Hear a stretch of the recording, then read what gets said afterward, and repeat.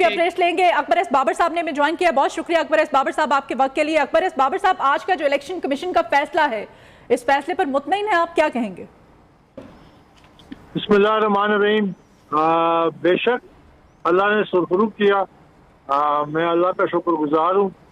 और मेरे तमाम इल्ज़ामात आज साबित हो गए और मोअज़्ज़िज़ चीफ इलेक्शन कमिश्नर साहब ने वो पढ़ के सुनाए कि पीटीआई की गैर मुल्की कंपनियों की बाकायदा उन्होंने फहरिस्त पढ़ के सुनाई थी जिन्होंने फंडिंग की है, गैर मुल्की शहरियों की तादाद बताई और ये बात भी उन्होंने कहा कि कम से कम 13 अकाउंट्स पीटीआई ने खुफिया रखे, इलेक्शन कमीशन को जाहिर नहीं किए। इसके अलावा उन्होंने सर्टिफिकेट का जिक्र किया कि जो तमाम सर्टिफिकेट्स थे उसमें गलत बयानी की गई। तो मेरे तो इल्जामात यही थे। बेसिकली अगर आप एक जुमले में मुझसे सुनना चाहती हैं जी, तो जुर्म साबित हो चुका है, सजा देना अभी बाकी है जो अगले मरहले में होगी। लेकिन तमाम जराइम जो थे जिनके मैंने अब इल्जामात लगाए थे वो साबित हो चुके हैं और इसके लिए मैं अल्लाह का शुक्रगुजार हूँ। और मैं अपनी वालदा की दुआ के नतीजे में यहाँ तक पहुँचा हूँ।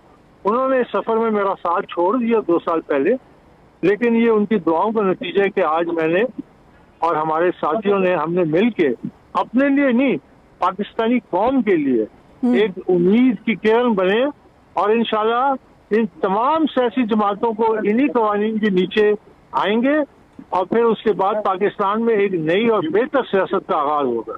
ठीक है। अकबर एस बाबर साहब, पीटीआई की जानिब से तो यही रद्द-ए-अमल सामने आ रहा है, वो कह रहे हैं महज एक शोकाज नोटिस हमें इलेक्शन कमीशन ने जो है वो इश्यू किया है, आज कोई तफसीली फैसले को हम सीरियसली नहीं लेते हैं। उन्होंने कहा कि हम किसी और फोरम पर जाएंगे, वहां पर जाकर हम इस्तदा करेंगे, अपील करेंगे तो हम सुरखरू हो जाएंगे। इस बारे में क्या कहेंगे आप?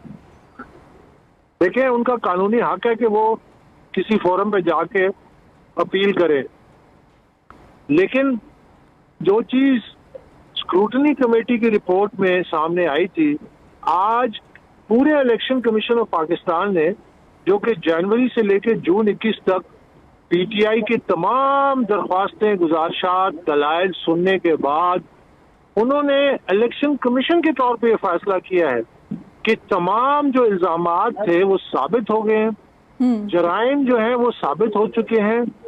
एक कानूनी एक पहलू है कि शो कॉज नोटिस जो है वो जारी किया जाता है और उसके बाद सजा आयद की जाती है।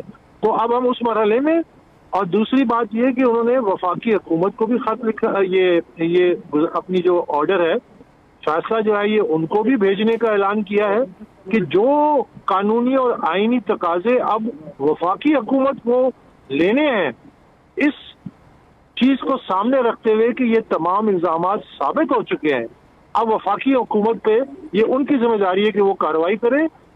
इलेक्शन कमीशन ऑफ पाकिस्तान ने आज साबित किया है अपने फैसले में कि जुर्म साबित हो चुका है, जुर्म साबित हो चुका है।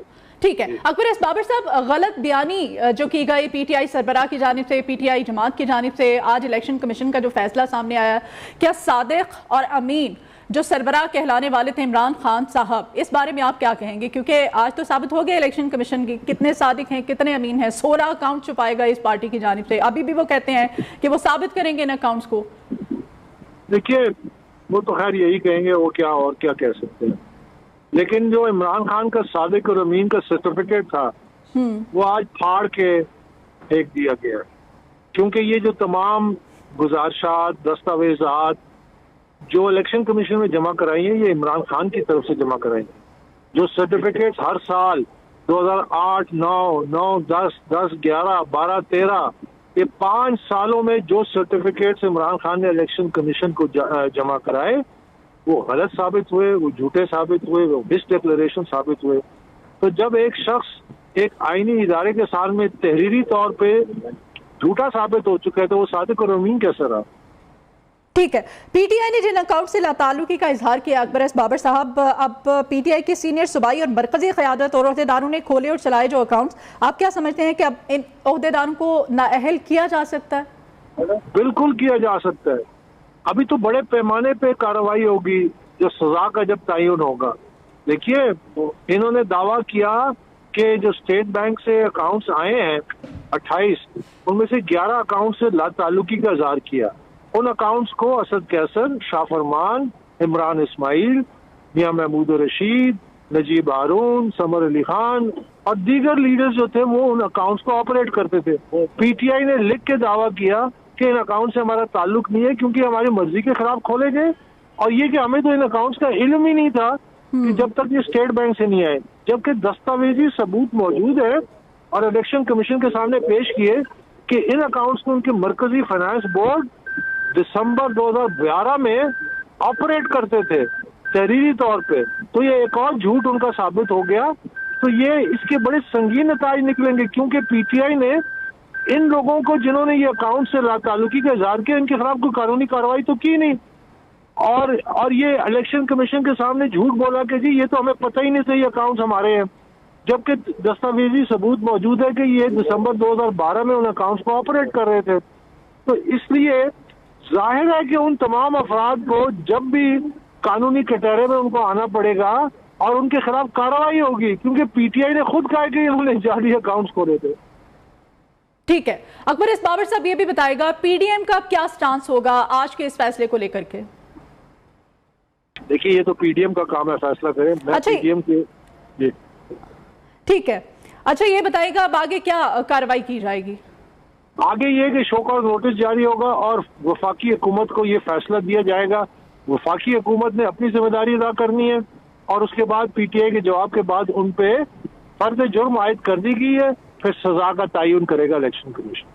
ठीक है, अकबर एस बाबर साहब, खान साहब की तरफ से उनका ये बयानिया रहा है झूठे और गद्दारी के वो इल्जाम जो आयद करते रहे हैं दीगर सियासी जमातों के ऊपर, और खुद वो गैर मुल्की कंपनी से फंडिंग लेते रहे, खासतौर पे भारत से भी उन्होंने फंडिंग लिया। ये किस ज़िम्रे में आती है? क्या ये गद्दारी के ज़िम्रे में नहीं आती है? देखिए ये गद्दारी का जो इमरान खान ने ये जो शोशा शुरू किया और ये जो लोगों को गद्दार कहता है, जो भी उसकी मुखालफत करता है, इलेक्शन कमिश्नर को खुद उन्होंने नॉमिनेट किया, उसके बावजूद वो जब मुंसिफ जो था उसके सामने ये मुल्जिम के तौर पे पेश हो रहे थे, तो इनको खौफ था कि इनके खिलाफ फैसला आएगा, जैसा कि हुआ।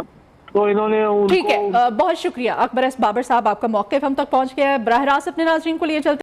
जो 8 साल के बाद अब ये लिखा गया है इन 68 सफ़ों में कि इमरान खान नंगे आदम, नंगे दीन, नंगे वतन ना पहले सादिक अमीन थे, अब उस पर मोहर लग चुकी है।